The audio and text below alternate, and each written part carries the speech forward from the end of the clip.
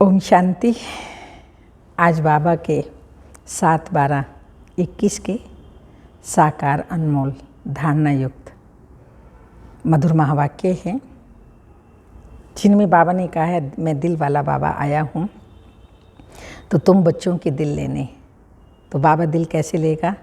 जब हमारा दिल साफ होगा, स्वच्छ होगा, पवित्र होगा, दिल में कोई कुछ भी अंश मात्र नहीं होगा, तो बाबा बच्चों की दिल लेगा। फिर बाबा ने कहा, सतयुग में जाने का आधार है पवित्रता। पवित्रता प्रॉपर्टी है, पवित्रता ब्राह्मण जीवन की पर्सनैलिटी है, पवित्रता ब्राह्मण जीवन की रॉयल्टी है, पवित्रता ही सुख शांति की जननी है। पवित्रता के आधार से ही हम सत्युगी दैवी सृष्टि की स्थापना कर रहे हैं। इसलिए मनसा वाचा कर्मणा पवित्रता चाहिए। इसके साथ साथ बाबा ने कहा, यहाँ आप बच्चों की ये इंद्र सभा है, इंद्र सभा में कोई भी अपवित्र नहीं आ सकता। एक दिन ऐसा आएगा जो बाबा ने कहा, बड़े बड़े करोड़पति हों, कोई भी हों, अगर अपवित्र हैं तो इस सभा में आ नहीं सकते हैं, बहुत स्ट्रिक्टनेस हो जाएगी। तो सुनते हैं प्यारे बाबा के सुंदर से महावाक्य। मीठे बच्चे, दिल वाला बाप आया है तुम बच्चों के दिल लेने, इसलिए साफ दिल बनो। क्वेश्चन, सतयुगी पद का मदार मुख्य किस बात पर है? आंसर है पवित्रता पर। मुख्य है पवित्रता। सेंटर पर जो आते हैं उनको समझाना है, अगर पवित्र नहीं बनेंगे तो नॉलेज बुद्धि में ठहर नहीं सकते। योग सीखते सीखते अगर पतित बन गए तो सब कुछ मिट्टी में मिल जाएगा। अगर कोई पवित्र नहीं रह सकते तो आज बाबा के बहुत स्ट्रिक्ट शब्द हैं, अगर कोई पवित्र नहीं रह सकते तो भले क्लास में ना आए, परवाह नहीं करनी है। जो जितना पढ़ेंगे पवित्र बनेंगे, उतना धनवान बनेंगे। गीत के बोल हैं, आखिर वह दिन आया आज। ओम शांति। रूहानी बच्चे जानते हैं अभी वह दिन फिर आया है। कौन सा? यह तो सिर्फ तुम बच्चे ही जानते हो कि भारत में फिर से स्वर्ग के आदि सनातन देवी देवता धर्म की स्थापना हो रही है, अर्थात लक्ष्मी नारायण का राज्य स्थापन हो रहा है। तो बच्चों को कितनी खुशी होनी चाहिए। जिस पतित पावन बाप को हम पुकारते हैं वह आया हुआ है, वही लिबरेटर गाइड है अथवा दुख हरता सुख करता है। एक बार लिबरेट किया फिर फंसे कैसे, यह किसी को भी पता नहीं है। ऐसे पत्थर बुद्धि मनुष्यों को समझाने में कितनी मेहनत लगती है। ड्यूटी भी देखो कैसी रखी है, मूत पलिती कपड़ों को साफ करो। भगवान की शिव बाबा की ड्यूटी, गंदे कपड़े जो मूत पलिती उनको साफ करो। आत्मा और शरीर दोनों पवित्र तो देवताओं के ही हैं।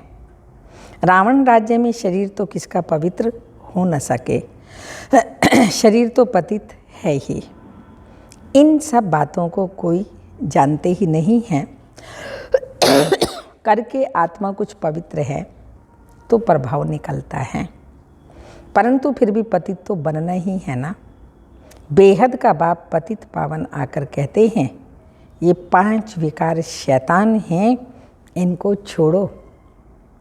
अगर मेरी नहीं मानेंगे तो, अभी बाबा प्यार से समझा रहा है, अगर बाबा कहते हैं मेरी नहीं मानेंगे तो तुमको धर्मराज तंग करेंगे। तुम ऑलमाइटी अथॉरिटी का कहना नहीं मानते हो तो धर्मराज बहुत कड़ी सजा देंगे। बाप आया है पावन बनाने। तुम जानते हो हम ही पावन देवी देवताएं थे, अब हम पतित बने हैं, तो अब फट से वह छोड़ देने चाहिए, विकारों को फट से छोड़ देना चाहिए। देह अभिमान भी शैतान की मत है, वह भी छोड़ना पड़े।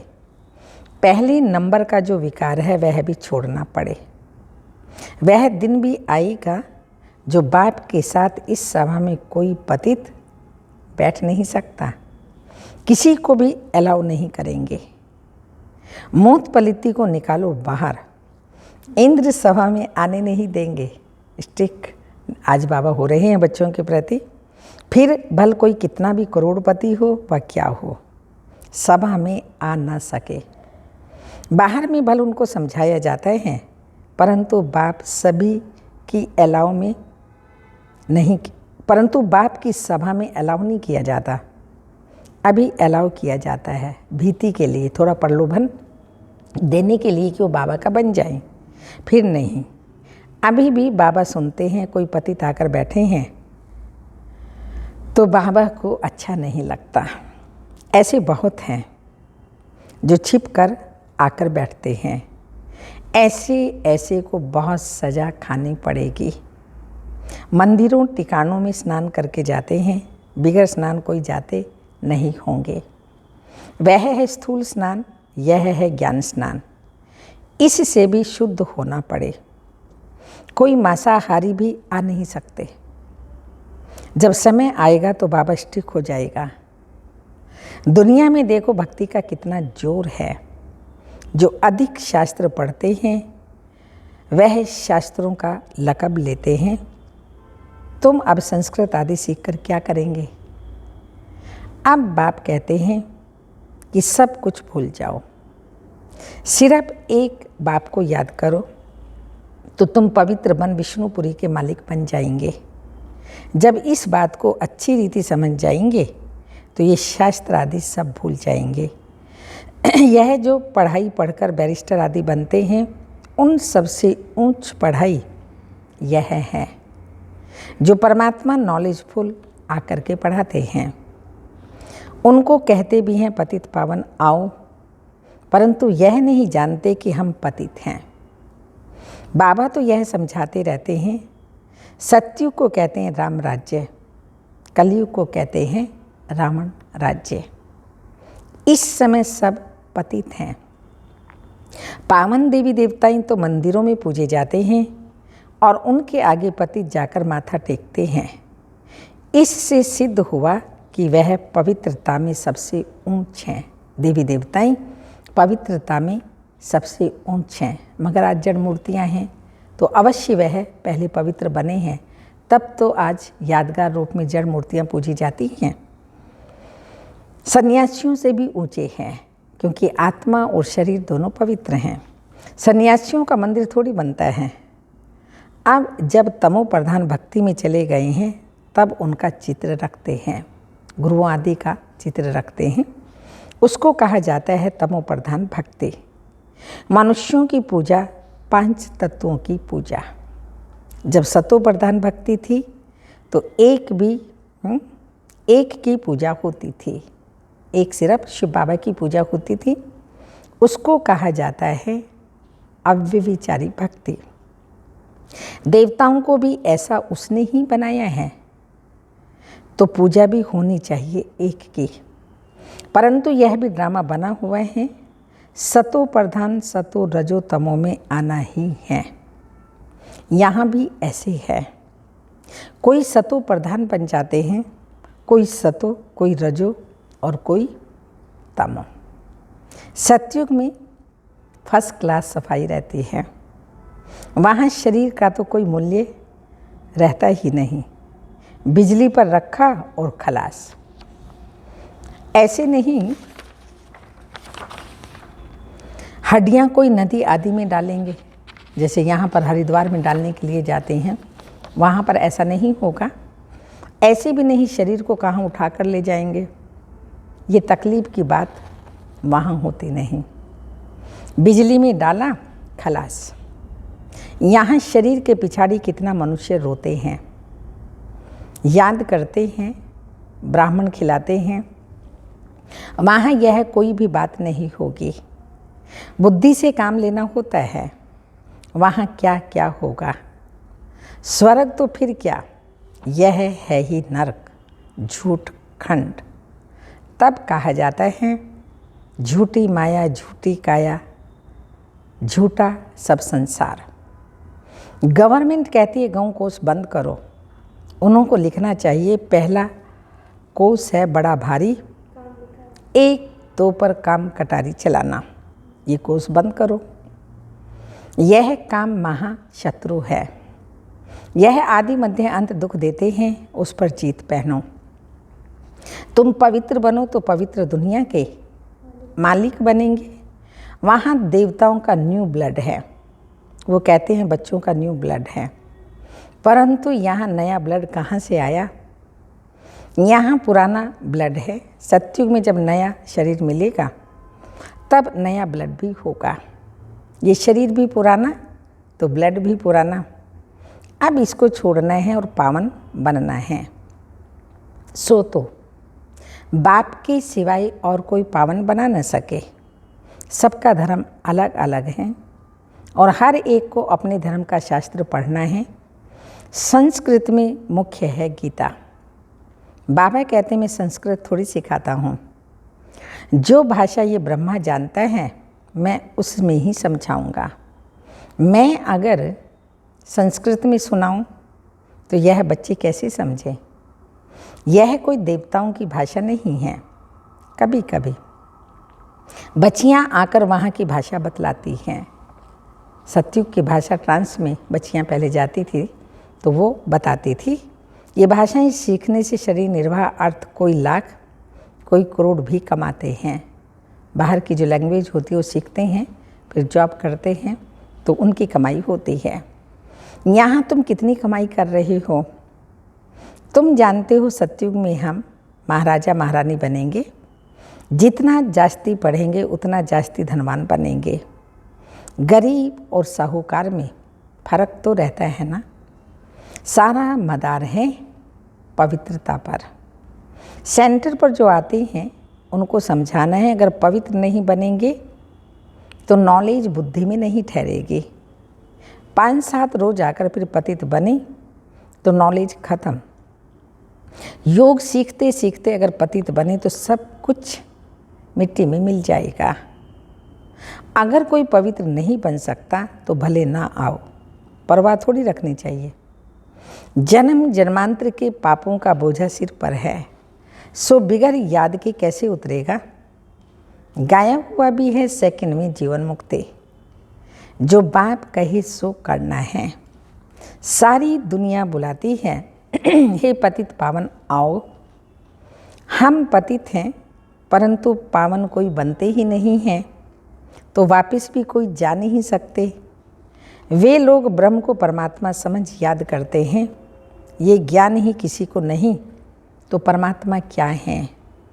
ब्रह्म कोई परमात्मा नहीं है ना ब्रह्म में कोई लीन हो सकता है।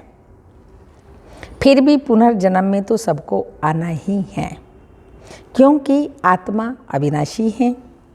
वह समझते हैं बुद्ध वापिस चला गया, परंतु उसने जो स्थापना की तो जरूर पालना भी करेंगे। नहीं तो पालना तब कौन करेंगे? वो वापिस कैसे जा सकते हैं? तुम ऐसे थोड़ी कहते हैं कि हम मुक्ति में जाकर बैठ जाएं। मुक्ति धाम से जीवन मुक्ति धाम में आना है। आत्मा एक्टर है तो पार्ट प्ले जरूर करेगी। हमेशा के लिए परम धाम बैठ जाए मुक्ति में तो हो नहीं सकता। तुम जानते हो हम अपना धर्म स्थापन कर रहे हैं तो फिर पालना भी करेंगे। वह पावन धर्म था, अब पतित बन पड़े हैं। आएंगे भी वही जो इस धर्म के होंगे। ये कलम लग रहा है, सबसे मीठे ते मीठा झाड़ है यह देवी देवता धर्म का। इसकी स्थापना का कार्य हो रहा है। शास्त्र आदि जो भी बनाए हैं सब भक्ति मार्ग के लिए हैं। एक बाबा का ही गायन है जो आकर के मनुष्य से देवता बनाते हैं। तो ऐसे बनाने वाले बाप को कितना अच्छी रीति याद करना चाहिए। यह भी जानते हैं ड्रामा अनुसार भक्ति मार्ग को भी चलना ही है। वास्तव में सर्व का सद्गति दाता एक है, तो पूजा भी एक की ही करनी चाहिए। देवी देवताएं जो सतो प्रधान थे वह 84 जन्म भोग कर तमो प्रधान बने हैं। अब फिर सतो प्रधान बनना है, सो सिवाय बाबा की याद के बिना बन ना सके। ना किसी में बनाने की ताकत है सिवाय बाप के। याद भी एक बाप को करना है, यह है अव्यभिचारी याद। अनेकों को याद करना, यह है व्यभिचारीपना। सबकी आत्मा जानती है कि शिव हमारा बाबा है, इसलिए सब तरफ जहाँ भी देखो शिव को पूजते हैं। देवी देवताओं के आगे भी शिव को रखा है। वास्तव में देवताएं तो पूजा करते ही नहीं हैं। गायन भी है, दुख में सिमरन सब करे, सुख में करे न कोई। फिर देवताएं पूजा कैसी करेंगे? सत्युग में सुख होता है, वहाँ पर भगवान को याद करने की, पूजा करने की दरकार ही नहीं है। पर इसलिए वो पूजा करते दिखाए कि परमात्मा सबसे ऊंच है। देवताएं भी उनको याद करते हैं, तो इसलिए देवी देवताओं से भी ऊंचा एक परम पिता परमात्मा है, वह है रॉन्ग। देवताएं पूजा कैसे करेंगे सत्युग में? तो बाबा कहते हैं दिखाए, ये रॉन्ग है। झूठी महिमा थोड़ी दिखानी चाहिए। शिव बाबा को जानते कहाँ हैं जो याद करें, तो वह चित्र उठा देना चाहिए। बाबा बाकी पूजा करने वाले सिंगल ताज वाले दिखाने चाहिए। साधु संत किसी को भी लाइट का ताज नहीं है, इसलिए ब्राह्मणों को भी लाइट का ताज नहीं दिखा सकते। जिनका ज्ञान तरफ पूरा ध्यान होगा वह करेक्शन भी करते रहेंगे। अब भूल तो कोई बना ही नहीं है, भूलें तो होती ही रहती हैं। त्रिमूर्ति का चित्र कितना अच्छा है, ये बाप ये दादा। बाबा कहते हैं तुम मुझे याद करो तो यह बन जाएंगे। देही अभिमानी भी बनना है। आत्मा कहती है मेरा सिवाय एक बाप के और किसी में ममत्व नहीं है। ऐसे आप सब कहते हो ना, सिवाय बाबा की किसी भी देहधारी में ममत्व नहीं है। हम यहाँ रहते भी शांति धाम और सुख धाम को याद करते हैं। अभी दुख धाम को छोड़ना है, परंतु जब तक हमारा नया घर तैयार हो जाए तब तक पुराने में ही रहना है। नए घर में जाने लायक बनना है। आत्मा पवित्र बन जाएगी तो फिर घर चली जाएगी। कितना सहज कितना सहज है। मूल बात है ही समझने की कि परमात्मा कौन है और यह दादा कौन है। बाप इन द्वारा वर्षा देते हैं, ये भगवान नहीं, भगवान ब्रह्मा दादा द्वारा वर्षा देते हैं। बाबा कहते हैं बच्चे मन मना भाव, मुझे याद करो तो तुम पावन देवता बन जाएंगे सतयुग में। बाकी उस समय मुक्ति धाम में सब रहते हैं। सभी आत्माओं को शांति धाम में ले जाने वाला बाप ही है कितना सहज। तो बच्चों को बहुत खुशी होनी चाहिए, दिल बड़ी साफ होनी चाहिए। खुशी तब होगी जब दिल में सच्चाई सफाई होगी। कहाँ जाता है दिल साफ तो मुराद हासिल। दिल आत्मा में है, सच्चा दिलवर आत्माओं का बाप है। दिल लेने वाला दिल वाला बाप को कहा जाता है। वह आते ही हैं सबकी दिल लेने के लिए। सभी की संगम पर आकर के दिल लेते हैं। आत्माओं की दिल लेने वाला परमात्मा है। मनुष्यों की दिल लेने वाले मनुष्य। रावण राज्य में सब एक दो की दिल को खराब करने वाले हैं। तुम बच्चों को कल पे पहले भी इस त्रिमूर्ति के चित्र पर समझाया है, तब तो अभी भी निकला है ना, तो ज़रूर समझाना पड़ेगा। अभी कितने चित्र निकले हैं समझाने के लिए।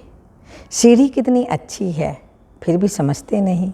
अरे भारतवासी तुमने ही 84 जन्म लिए हैं, यह भी अंतिम जन्म है। हम तो शुभ बोलते हैं, तुम ऐसे क्यों कहते हो कि हमने 84 जन्म नहीं लिए हैं? तो तुम स्वर्ग में आएंगे नहीं, फिर भी नरक में आएंगे। स्वर्ग में आना चाहते ही नहीं। भारत ही स्वर्ग बनना है, यह तो हिसाब है समझने का। महारत ही अच्छी रीति समझा सकते हैं। सर्विस करने का उल्लास रखना चाहिए। हम जाकर किसी को दान दें। धन होगा ही नहीं तो दान देने का ख्याल भी नहीं आएगा। पहले पूछना चाहिए क्या आश रख कर के आए हो। कोई भी आता है उससे पूछो तुम्हारी क्या आश है। दर्शन की तो यहाँ बात है ही नहीं। बेहद बाप से बेहद का सुख लेना है। 2 बाप है ना। बेहद के बाप को सब याद करते हैं। बेहद के बाप से बेहद का वर्षा कैसे मिलता है, सो आकर समझो। यह भी समझने वाले ही समझेंगे। राजा ही लेने वाला होगा तो फट समझ जाएगा। यह तो बाप कहते हैं घर बैठे काम काज करते सिर्फ बाप को याद करो, तो याद करने से ही पाप मिट जाएंगे। अच्छा, मीठे मीठे सिक्की लदे बच्चों प्रति माता पिता बाप दादा का याद प्यार। Good morning diamond morning. रूहानी बाप की रूहानी बच्चों को नमस्ते। हम रूहानी बच्चों की रूहानी माता पिता बाप दादा को याद प्यार। Good morning diamond morning. ओम नमस्ते। धारणा के लिए मुख्य सार हैं, कभी भी 1-2 की दिल खराब नहीं करनी है। किसी की भी बुराई करके उन्हें सुना करके, एक दूसरे की चुगली करके उन्हें सुना करके दिल खराब करते हैं। तो बाबा कह रहे हैं व्यर्थ बातें सुना करके, गलत बातें सुना करके, किसी की निंदा करके किसी की भी दिल खराब नहीं करनी है। सर्विस करने का उल्लास रखना है। ज्ञान धन है तो दान जरूर करना है। सेकंड पॉइंट है नए घर में चलने के लिए स्वयं को लायक बनाना है। बाबा ने कहा ना, नया घर जहाँ फर्स्ट क्लास सफाई होगी सतयुग में, शरीर भी नया होगा। तो बाबा ने कहा वहाँ के हमें चलने का लायक बनना है। आत्मा को याद के बल से पावन बनाना है। वरदान है स्व स्थिति द्वारा सर्व परिस्थितियों को पार करने वाले निराकारी अलंकारी भव। जब हम निराकारी स्थिति में रहते हैं, अलंकार जो विष्णु को दिए हैं वो चारों हमारे उसकी स्मृति में रहते हैं, तो हमारी स्थिति ऐसी बन जाती है जो सर्व परिस्थितियों को पार कर लेती है। जो अलंकारी हैं वो कभी देह अहंकारी नहीं बन सकते। निराकारी और अलंकारी रहना है, यही है निराकारी रहना, अलंकारी रहना। ये क्या है? 2 बातें बाबा ने बताई, मन मना भव और मध्याजी भव। मन मना भव निराकार बाप को याद करना और अलंकारी मध्याजी भव। जब मेरी ऐसी स्थिति स्वस्थिति में सदा स्थित रहते हो, जब ऐसी स्वस्थिति में सदा स्थित रहते हो तो सर्व परिस्थितियों को सहज ही पार कर लेते हैं। इसमें अनेक पुराने स्वभाव समाप्त हो जाते हैं। स्व में आत्मा का भाव देखने से भाव स्वभाव की बातें समाप्त हो जाती हैं और सामना करने की सर्व शक्तियाँ स्वयं में आ जाती हैं। सहन करने की, समाने की, सहयोग शक्ति, निर्णय शक्ति, परखने की शक्ति आदि आदि सर्व शक्तियाँ स्वतः ही आ जाती हैं। स्लोगन, संकल्प का 1 कदम आपका, सहयोग के 1000 कदम पाप के। इसको कहते हैं हिम्मत बच्चे मददे पाप। तपस्या की पॉइंट है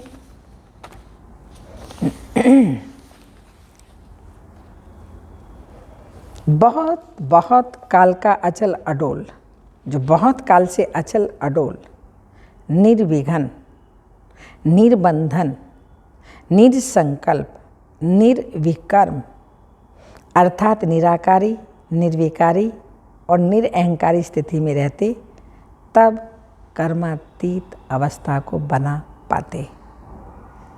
तो बाबा ने कहा ये 6 बातें, 7 बातें आपके अंदर हैं तो आप कर्मातीत अवस्था को पा सकेंगे।